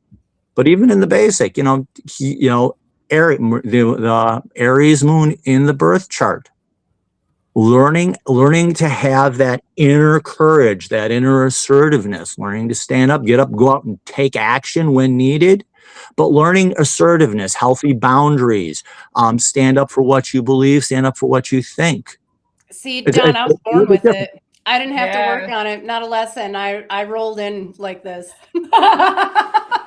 You rolled in with it, but again, I sure did. Let's talk Two Bears, and I tell people, and it makes sense. There's mama bear, papa bear, baby bear, and you're dealing with Goldilocks. This one's too hot. This one's too cold. This one's just right. What's the next level of the lesson? I mean, I come from school. Kindergarten, you learn your numbers. You learn what they are. Then you learn how to count. You learn addition, subtraction, multiplication, division. Now we're going to throw in fractions. Now we're going to throw in decimals. Now we're going to throw in long division. Now we're going to throw in even deeper levels of multiplication. Now we're going to go to trigonometry. We're going to go into pre-calculus. We're going to go into calculus, differential equations. There's and then look at an onion. Keep peeling the layer. What's the next layer of the lesson? Well, okay, so I got to ask Don and Michael, I'm curious, where's your guys' moon? Oh, didn't you say your moon was in Capricorn, Michael? Yeah. I have a 12th house Capricorn moon, very, very near to Aquarius. Okay. So Don, Nick where's and I have yours? our moon sort of same area. Okay. Okay. I have an 11th house moon in Leo. Nice. Fit the bill? Does that sound like stuff you got to work on or learn, or is that stuff that you already kind of? Yeah, absolutely. It's something I've got to learn. Okay. I can talk either too much, not enough at all. I can share what's going on inside, or I can shut it down and say it doesn't matter. Even though inside it could be eating me up. It's like, I need to talk with someone about this, but it's got to be talking with the right person. And How close that's to Virgo is it? okay. By midpoint, it's 21 degrees of Leo. So it's pretty late Virgo. Nowhere near late, Virgo. It's mid Leo. That's almost middle? right. It's Yeah, smack mid dab Leo. right in the middle of Leo. Your Pluto's in Virgo, right? That'd be 12th house. No, Is that my correct? Pluto's Just from right on the cusp of, real close to the cusp of Leo Virgo. Really? You don't look your age at all. Damn. Okay. Well, good on you. I'm Well not going to done. tell you But my real are- age. I joke people. No, that's okay. That's okay. You don't Yeah, look a day I over don't 21. look my age at But, all. No, I tell you don't people look I'm your on the age at 200 all. year plan. You're a Leo Pluto cusp, Leo Virgo Pluto cusp. Well, that's interesting.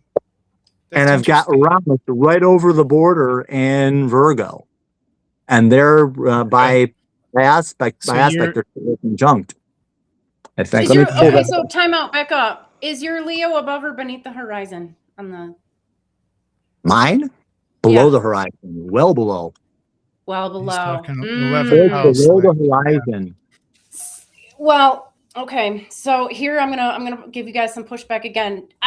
Anybody out there, if you think you're getting a call with me and I'm not gonna like challenge your ideas a little bit, like that's just not fun for me to not have a conversation about the deeper mysteries of life. So you gotta get over it. But all right. So the way that I read the chart like you do, I go clockwise. And the way that it's read is in the traditional 12th house, which is the first house. That's where that's your dominant energy. Okay. That's everything you're kind of like coming into this life with. And then we're going to go over to the quote unquote underworld or nether region of the chart beneath the horizon. So that's going to give us traditional 6th through 1st. Okay. So if everything's coming around, that means we're leading up to the first house. That's actually another way of looking at like your like what this whole life is about. What did you come here to do? And like, that's the journey, so everything beneath the horizon is stuff that you got to work on a little bit before it's really going to come to fruition. Now, depending on how deep down, so if it's like around your Imam Chali, that's like deepest, darkest place in the middle of the underworld, which means it can be a little bit harder to bring that stuff up and pull it out. So, and I realize not everybody does this, but I'm just giving you the pushback on the moon being things you have to learn. Is like I just said, like I just demonstrated, you guys, I've been this way my whole life. I've mellowed out a lot. I haven't pulled anybody out of a car in such a long time. But Abby, I think a lot of your moon placement has to do with pattern breaking, like past pattern breaking. That's what I think. Because it gives you the fuck around and find out vibe, like I'm going to do this instead of staying safe and doing the type A thing. Like, because you type A and you know what direction you want to go in. But I think it just. But I don't think that comes from the moon, you guys. I don't see that coming There's, from the moon. Nothing usually comes from one source. Nothing singularly, and people have charts. So I don't think we're going to get to the bottom of like what is and what isn't the moon through conversation. I just don't think we're going to get there. No, you get there through. But I will introduce. Well, okay. I will introduce some information that just if we're going to think about the moon and why it does what it does. In every chart today, we have lunar nodes. Now, we don't chart all the planets' nodes, so we don't know what the chart is talking about as far as trajectory of planets, like planets in 3 directions. But we have a moon, which is like, you can just think of it as present or current or like this lifetime. Then we have a south lunar node, just talking about the emotional, or let's say perceptual, or we could say the patterns of being that are already established, like patterns within the psyche that you just, that's where we start, south node. And north node, the patterns within the psyche that the life, the moon, the present is drawn to establish, is magnetized toward. So we have a sort of like arc or trajectory for the moon, but that's not what I'm pointing to. What I'm pointing to is like south node and north node are lunar nodes. They're going to affect lunar functioning. If you have a moon in Aries and Joe has a moon in Aries and your lunar nodes are like on royal stars, the axis of royal stars, you're going to have a totally overblown experience of that moon and your karmic journey, where someone else's moon in Aries may or may not be pugnacious. They may or may not care about emotions. It's just, there's so many factors, but the main factor is that the lunar nodes are actually, this is like a 3-point with a single function. It's like 3 points with like an action. It describes through time motion, and that makes the moon further distinct, not just by its changing nature and its relativity to sun, and it's, as was pointed out in the comments, it's geocentric, or just kind of like it's a geodetic. It's not a planet. Like other planets have moons. Titan's bigger than Mercury. We don't count them, but we count our moon. And so there's so many wild cards. There's so many X factors when it comes to thinking about the moon that we need to at least consider the nodes when we're talking about the moon. Because if we don't, we're just sort of making mouth sounds about, I mean, you know what I mean, about astrology, but it has more meat. It has more sustenance is when we consider that three-dimensional picture, right? Yes, and I agree with all of you that like it's not we do everyone, even astrology as a field, a disservice when we try to isolate each thing too much. Like when you're doing analysis on somebody's life or their transits, because like everything is playing in as a whole. So right. The other thing, when I do a reading and when I'm talking with someone or working with someone, we have the ideal. When you're looking at a planet, it has an ideal. Now, this is the ideal lesson you're going to learn. This is the ideal outcome. There's a flip side of the coin that I always pull out, and it's called I call it the shadow. And that's my cat shadow chasing another cat. He thought you were talking to him. He's like, "Come here, shadow." She just had 2 kittens, and she's very. You lost the last 2 litters. She's very defensive about these 2 kittens. There's the shadow. There's the what I'll call the dark underside. You call it the dark underside, whatever you want. And it's failing to learn the lesson in some way, shape, manner, or form. Like my Leo moon, I could, ideally I'm learning how to express myself appropriately, when to express myself, how to express myself, how to share all of this, what have you. The shadow of that would be that drama king or drama queen. Sharing too much all the time. I have to be the center of attention, the whole 9 yards, what have you. We all know people like that. And everybody, I'm a Leo rising. I'm totally like that. I have a hard time picturing the shadow is not sharing it at all. Locking it down. Hold on. Which cat is this? Is the shadow thing? Is that a evolutionary? Because I'm on board with that. I think that makes so much more sense than like the debilitation and. Yeah. When I was reading, I'll pull up. I got my book right here. When I was reading The Inner Sky, and when I pulled up, there's when Stephen Forrest was talking about the planets, the signs, the houses. This is the ideal lesson. This is missing the mark. So I call it the shadow. He calls it different things. He calls it like the shadow, the dysfunction of Mars, touchiness, rage, selfishness, insensitivity, cruelty, sadism, bombast, irritability, chip on the shoulder. Yeah, to me, he missed something. That's the overactive Mars, the underactive Mars, insecurity, fear, cowardice. Yeah. So I think he got me started on that kick, and I was like, throw Goldie Block and the 3 Bears. What's too much? What's not enough? What's just right? So In evolutionary astrology, when I'm doing the reading, I'm working with someone. This is the ideal outcome. This is going too far. This is not going far enough. So, like with my moon in Leo, if I'm not sharing anything at all, I'm missing the point.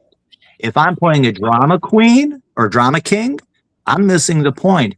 But if I'm learning what to share, when to share, and how to share what's going on inside of me, I'm learning the lesson. And at the end of my life, did I learn to share what I'm feeling inside appropriately? Yes or no? 11th house within groups of people. And even with that, with the 11th house, there's a shadow. There's the ideal. There's too much. There's not enough. Yeah. That whole routine. But yeah, we're you can talk about the ideal, but I bring that up when I do my daily deep dives. I will bring up, this is what a shadow could look like. This is what missing the mark could be. And I'm still developing that in full, with each of the signs and with each of the houses, because Stephen Forrest, to me, just takes one part of it, and I like to develop what's too much, what's not enough. That's cool. That's really cool. Thanks for sharing all that. Yeah, I love when I get clients that have charts and they're like, everything's actually cool. You know, like it's rare. It's so rare. Oh, yeah. It's so very rare. Okay. But Recommend, sometimes you'll get somebody that's they just get cruising another along. Yeah, and they're just cruising. Yeah. They're going, their life is too easy, they're missing people. something. It's very rare, but most of the time I get real heavy stuff. People are going through heavy things, and they don't quite understand why the pattern keeps presenting itself. You know, so Pluto being in the house, that's in both of your practices, that's the Pluto house is the focus of the evolutionary lesson in their chart. And then where the moon is where their the emotional lessons are connected and to the moon. I think that's what Chelsea was asking before. Like, how is Pluto connected to the moon and the nodes, and how is that all playing together?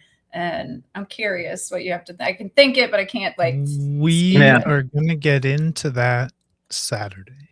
Yeah, that's Saturday. Yeah.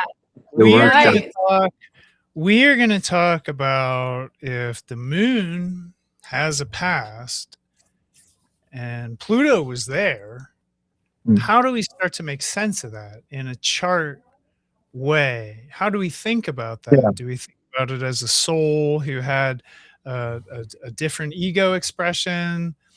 And the short answer is yes. But there's ways this expresses astrologically that can be really revealing and helpful to people. So that's let's save it for Saturday, right? Yeah. All right. Sweet. I know I've met a lot of people who have are wondering like why was I born this way? You know, like they really are thinking about it in such a deeper way.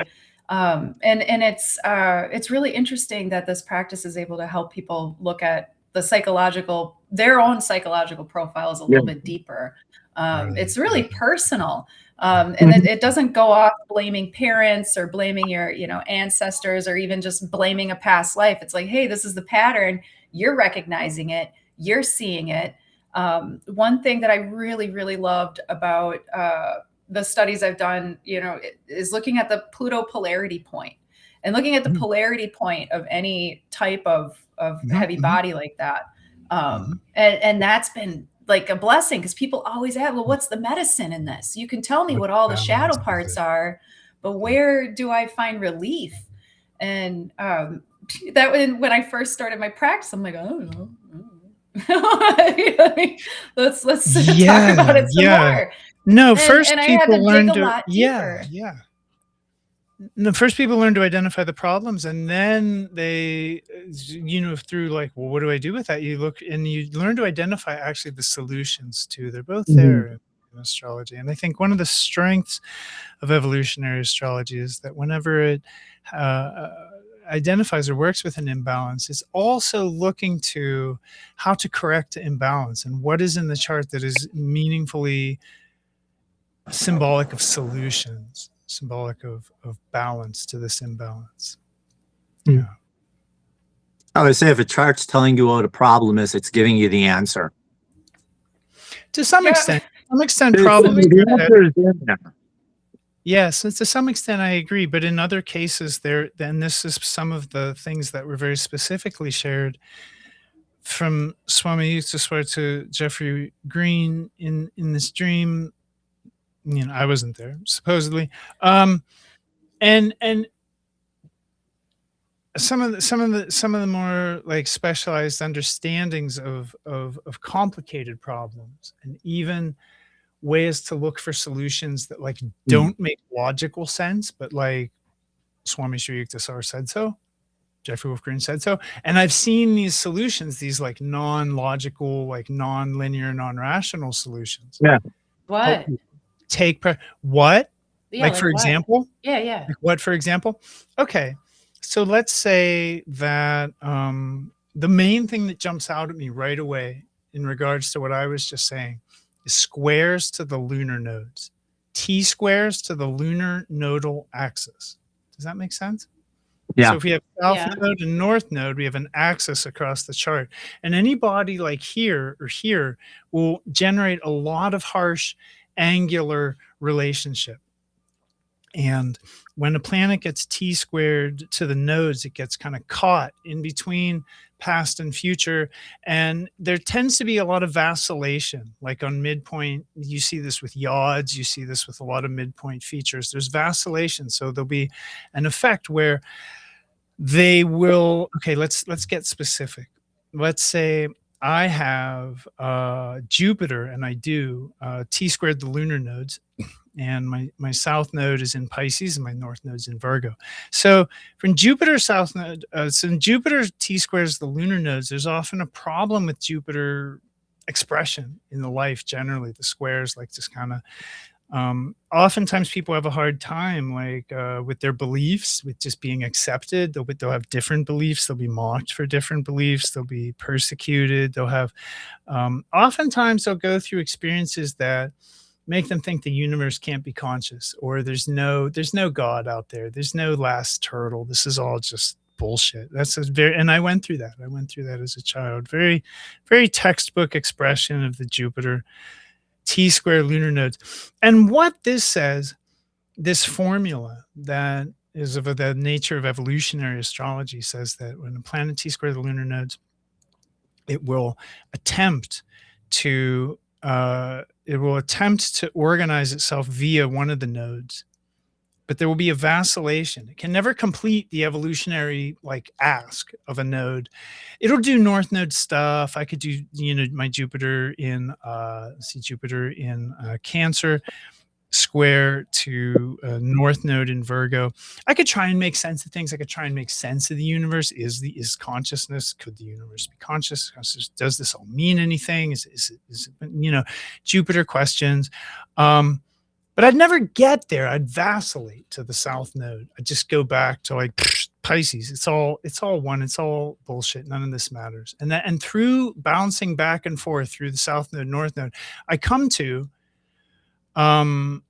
something that's kind of, freed my Jupiter. But the wisdom is that you have to actually choose a node and commit.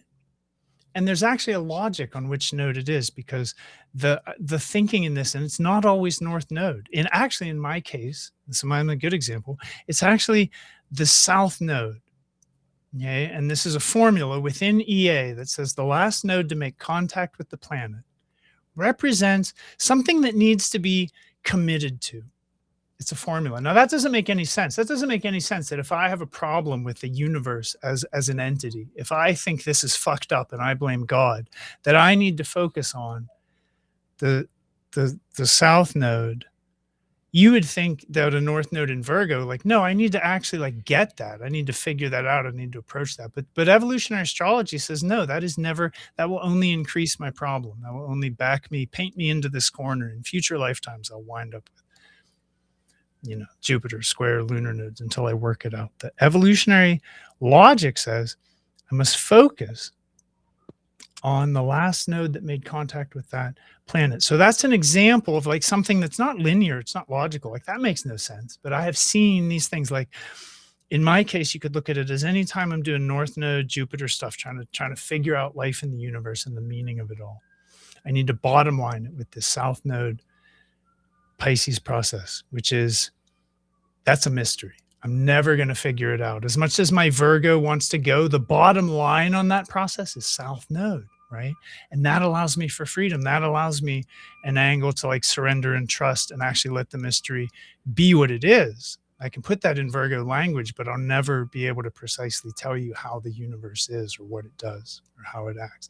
And that's been my journey with that. And that's all to illustrate this formula for T squares to the lunar nodes. It's not logical, it's not rational, but it takes pressure off this planet in people's lives to have a solution. And I've seen it work. I've done this long enough to see that work, to have people come back to me like, what the fuck was that? Like, how did you do that? And then that's evolutionary astrology. I mean it. I forgot about It's wild. that. Like I that. forgot about that, using the last lunar node to touch that planet. I forgot about that. It's got a bottom line, all the processes, or the person can continue to paint themselves into a corner. That was the wisdom revealed to Green on that. Yeah. It's So you pretty end up volatile taking stuff. that planet square the nodes and then look at the polarity point of Jupiter then as the relief of what is squaring your lunar nodes, which would probably be But you're putting a polarity point in there. You're putting a polarity point in there. Can you? And that's okay. Right. That's okay. I could, but in this case, it's not like we can talk about Pluto and a Pluto polarity point. What Pluto needs will always be where Pluto wants will always, Pluto's dichotomy and duality will always be symbolized by what's across the sky from him. And all planets have polarity points. All planets have polarity points that symbolize the balance, the axial balance, right? And so they're important, yeah. But this formula that I'm talking about actually doesn't include or necessitate polarity points for like planets. Even in Pluto's case, there's, and we may get into this Saturday when we'll look at Pluto Saturday. Pluto, the nodes, how Pluto and the moon and the nodes are interacting is going to be the main kind of focus for the workshop. And we'll address Pluto polarity point. But in this case, it's more just the planet and the nodes and a formula about what's important, what to focus on, and what to really like follow through with, right? How to bottom line that process. Yeah, that makes sense. That makes sense. The polarity point's important, but not quite to this, not quite. So I don't want to confuse. And yeah, thank you. Yeah, like I know Jeff Wolf Green talked about skip steps, and like I've fallen down the rabbit hole on all of the forums, and one of the things I read that really got me was if you passed away when a planet was square the nodes, like you're coming back with that and skipped step, and I'm like, how can you prove that? Right. Like, Okay. There, okay. Hold on right there. Mark Jones of the Pluto School, and anyone can look this up. Before he was an astrologer, he was a psychologist, and he focused on prior life regression hypnotherapy, and he kept charts on his patients. Okay. That's really cool. I didn't know that. He wrote as much of the book on skipped steps and planets square to the lunar nodes, which are the same thing. When a planet squares the lunar nodes, you kind of skip that step in your childhood, in your evolutionary development in this lifetime. And he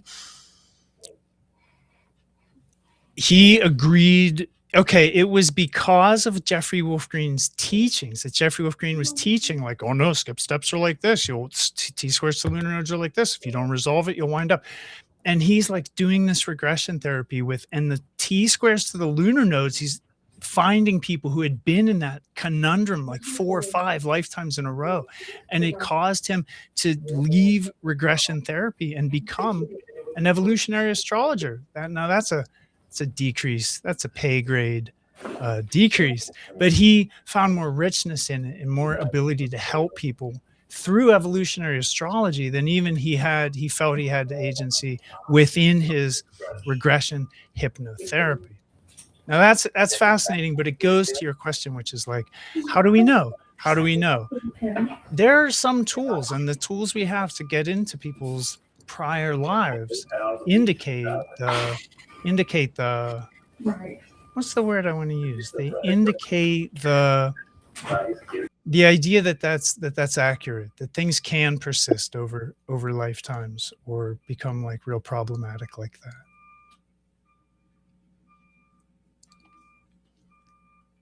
Nikki, you're muted. Nikki. It's true. Yeah, you're a little muted. Hold on. Stand by. Stand by.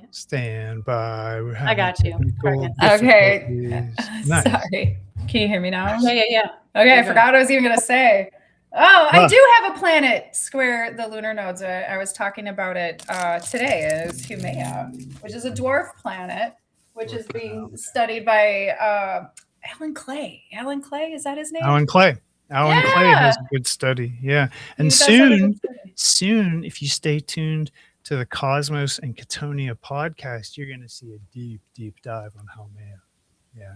I'm excited for that. Hell yeah, that is awesome. I'm digging into the dwarf planets a little bit, just scratching the surface. I like that it's gotten a lot more attention and a lot more, there's a lot more data out there. There's a lot more people watching. So I can take it in and just soak it up and absolutely love it.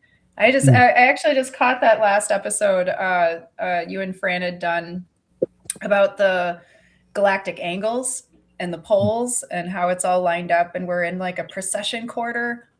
Oh my God, that just, I'm nerding out. I was totally nerding out. I was like, that's it. Oh my God, that's so cool. Like that explains why everything's so weird, you know? Yeah. Sorry. I had to No, it's okay. Yeah, it was so cool. I was like, this is like, makes sense when you look at what's going on right now from a geocentric point of view. Everything just seems so weird, you know, and just so off. Everyone's like, what's going on?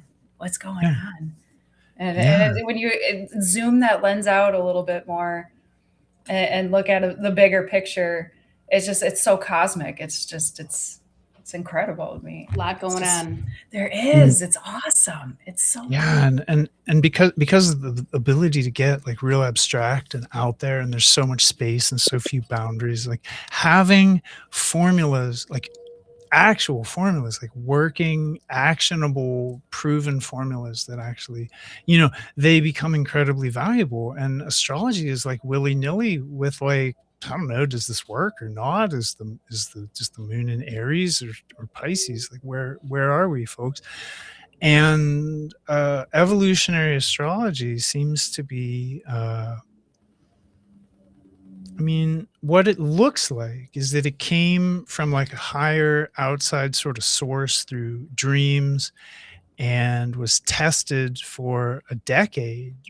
And I mean, I am like an empirical, I am like a 7 planets Virgo. Like if I'm going to do something, it's going to work.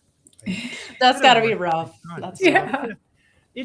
It is, and it has been, and I appreciate that recognition. But I'm past those stages of my Virgo existence. It's not rough anymore. It's a great gift. But it's 7 planets Virgo is rough. Virgo's hard to have a stellium in. But what you end up with is an interest in precision, and is an interest in accuracy, and is an interest in as an earth sign, it's pragmatic, it's utilitarian. Virgo cares what works. Virgo, interestingly, doesn't really care what's true as much as it cares what works. It cares what's true, but not as much as it cares, is this effective? And so I think just having effective angles within astrology, things that we can trust and know, things that work, and set this path aside, even within the milieu of tropical. You know, when you start to take that logic and apply it to the actual skies, man, it is, I don't know. We've all shared readings or had readings or give, you know, I mean, you've all seen it for yourself and to some extent. So, oh yeah, Trish, super stellium.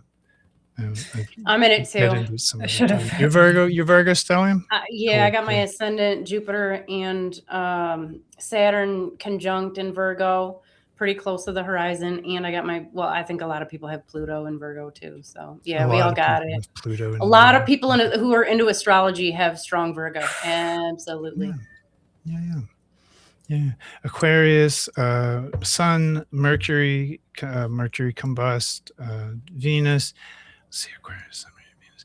Pluto in the North Node, and it's some asteroid or another, but I don't actually pay enough attention to asteroids to be sure which one it is right now. That's my Virgo. It's all 8th house too, so 8th house Virgo, Pluto. It has been hard, Abby. Virgo's a crisis. Virgo's a crisis monster, and I've seen a hard life, but it's a survival constellation, and that's not always fun. Being in survival mode on one level or another. Yeah, I agree. Yeah, I agree. I have Saturn and Pluto together. They are like conjunct, you know. And then you're one of them in Virgo. Oh yeah, in Virgo. Wow, yeah. I get real. So you're like a spiritual gangster. You're like Yeah. a rebel with a righteous cause. Oh yeah, yeah, and it's in opposition. Its polarity point is like where my Mars and Mercury are. Like they're in direct opposition with each other. So it's been a really fun time. Wow. How I got into astrology was because I realized very quickly that I wasn't in control of anything at all. And I like to be in control of everything. I like to know, like what's going to happen next. I need to know. And it's been a trip. You could literally drive yourself insane, like with the whys and trying to figure it all out. It's like a second 9th house access. It's wild. And, I don't know if I'd wish it on anybody ever. Yeah. I've been through stuff I wouldn't wish on anyone, even my worst enemies. I try not to cultivate those, but even if I had one, I wouldn't wish some of the stuff that this crazy. And I correlate it to the Virgo stuff. Virgo learns by crisis. Virgo evolves by going through crises. It's just Virgo learns to survive, and in the end, when you sustain and learn to prevail in those environs, you have survival skills. It's a whole different set of skills. It's a different set of skills. If anyone else here, I know Abby, you've done military, done some military. Nick, I don't know. We've never talked survival skills, but it's just a different skill set. You don't get it through doing ordinary shit. You get it through putting yourself in situations to test the thresholds, test the limits of your strength and endurance and so on. Yeah, I've been tested. Yeah, I'm sure. Yeah. I've been tested. Let me tell you. I'm sure. I was actually just researching Antares because my Jupiter and Uranus are right on Antares, and I think that's it's just such a deep placement. We don't look at Jupiter that much. I didn't actually look at Jupiter at all until I had a dream about it like a week or two ago, and I couldn't stop thinking about it. And then we had this recent lunar cycle, it was Jupiter ruled. And not only did I get hurt, but I'm finding like a whole bunch of people all over the place got little minor injuries that turned into bigger injuries. So I can correlate that. Dude, it's just awesome how cool. Yeah. We had a lot of hydrogen peroxide here. It didn't turn into a bigger injury, but it's interesting. Survived. Yeah. Survive. Oh my God. I didn't think I was going to survive, but instead of wanting to die, back pain, you guys. Okay. I had back pain. It was just awful, but instead of wanting to die, it made me want to live more. I was like, wow, I can't wait till I took moving around for granted. I took this all for granted. It kind of changed my life a little bit, actually. Pain will do that to a person, and sometimes it's physical, sometimes it's mental. But I was I would grab my phone and message Abby. I'm like, I think it was the moon. She's like, the moon didn't do this to you. That reminds me of that line in Fear and Loathing in Las Vegas when their cocaine blows away and the attorney says, "Look what God has done to us." I did. I said that too. I was like, God did this to me. I was talking shit. Look what I know he God heard me. did to us. Well, I was telling Like him. he's opening his blow and the convertible roof is down and it blows away and he's blaming God. Like that. That's what makes it funny. That's real. That's real. Yeah, it is. It is. It's real. That's the other thing. That's funny because it's true. That's the other thing. It is. Yes. Well, you guys, we're right about 2 hours. I do want to know though, Nikki, because I cut you off forever ago, and I've been waiting for a time to let you back in and talk about it. But what we're gonna say about Scorpio no Ophiuchus? Oh, it's hard for me to not look at how the stars used to be when studying the ancient skies. So I kind of view Ophiuchus and Scorpio as one. You know, we had talked about way, way back. And I don't know who I talked to about this, but yeah, you know, I kind of I don't see like the man with the snakes. I see like a woman and I see like, you know, stuff going on there. I see it anyway as like one constellation. And I'm totally, I don't know. I have a hard time separating the two. I have a hard time being like, Ophiuchus is this and Scorpio is this when they're obviously like so interconnected. I'm with you on that. I tried to help, but they're not absolute ideas. Like if Scorpio and Ophiuchus are one constellation to you and you want to call it Scorphiuchus, like no, we don't want to call it Scorphiuchus. Don't call it Scorphiuchus. That's a joke. But you know what I mean? If you want to think about it as being related from a point of view of ecliptic longitude, they're inextricable. So all I'm saying is that we don't have to adhere to Claudius Ptolemy's definition of the 88 constellations in the sky just because that guy was a Roman state agent. I mean, he was a propagandist. He did things the way he had to survive. That's the nicest argument I could give him. But we fix things in the way that he delineated them, and that's folly. That's folly. There's all kind of ways of looking at the sky, and we need to be somewhat flexible and open. Now, there's a lot in Ptolemy's, like in the Almagest about his stars, that's like very, very actionable, very good. Like the information checks, but it doesn't mean that because he could do some stuff right, that everything he says is doctrine. So I want to encourage you, because none of us got to be where we are right now by following the rules of tropical say-so or Ptolemy say-so or anyone say-so. We got here through experimentation and through trial and error in the scientific method. So I encourage that. Yeah, and it still goes on. I'm still testing things. I'm still asking questions, and it never stops. And that's why I love this practice so much. Moving to Constellational was such a big upgrade. It was huge. And I'm encouraging a lot of people to look into it and test it and try it. Yeah, I think it's awesome. Yeah. Come and see. Put it on. Yeah. Yeah. Put it on. I think that's a good advice for anything. Try the stuff out. Like, don't take anybody's word for it. Like nothing. Go and try it yourself and see what happens. That's it. That's why I like evolutionary, because Jeffrey Wolf Green wasn't, he didn't turn right around and try and monetize this great Sanskrit dream from a Vedic guru. Like how easy an impulse for a middle-aged white guy would that be? Let's monetize it. No, he sat with it for 10 years. That's dignified. That's actually really noble, I would argue, that him sitting with it and trying it out for 10 years before he even put it out to the world. That is a green flag to me, right?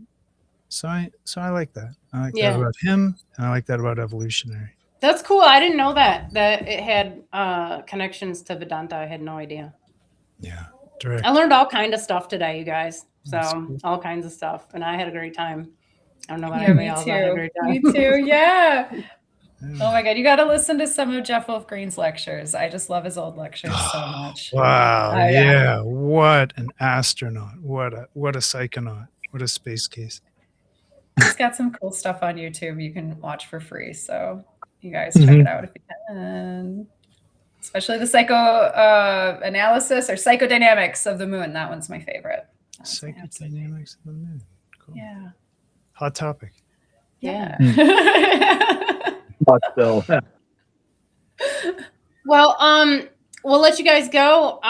Thank you so much, you guys. If you haven't already registered for the workshop this weekend, go to, it may be, again, I'm not 100% sure if it's in the video description at this point, but it's definitely on the website, siderealinternational.org or .com or .net. They will take you to the same place. It's on the home page or on the event page, but definitely go check that out.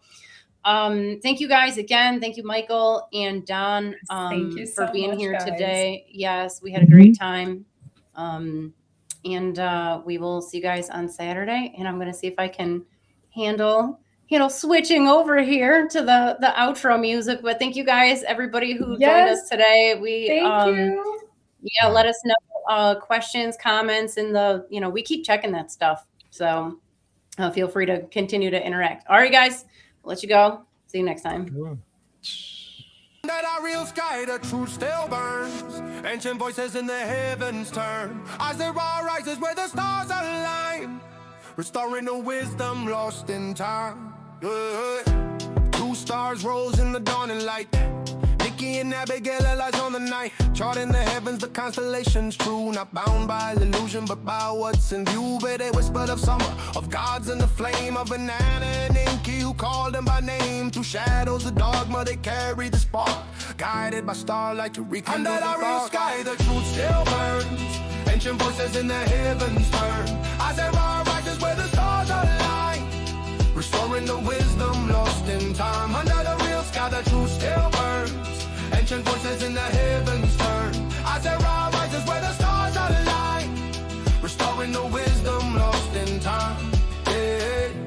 Maps redrawn where the cosmos spins through silence and science. Their song begins, no longer chained to the season's disguise. They brought back the truth in the watcher's eyes. The circle was broken, the truth made whole. With courage and reason, they honored the soul. For those who would seek what the ancients knew, the real sky speaks and the stars stream. Under the real sky, the truth still burns. Ancient voices in the heavens turn. ISAA rises where the stars align, restoring the wisdom lost in time. Under the real sky, the truth still burns. Ancient voices in the heavens turn. ISAA rises where the stars align, restoring the wisdom lost in time. Through cuneiform echoes and lunar signs, through Babylon's gates and forgotten lines, they lifted the veil with a steady hand. To see is reborn to reclaim the land. Under the real sky, the vision's clear. The sidereal call for all to hear. ISAA rising with radiant mind, truth reborn in the ancient light. Under the real sky, the truth still burns. Under the real sky, the truth still burns. Under the real sky, the truth still burns. Under the real sky, under the real sky,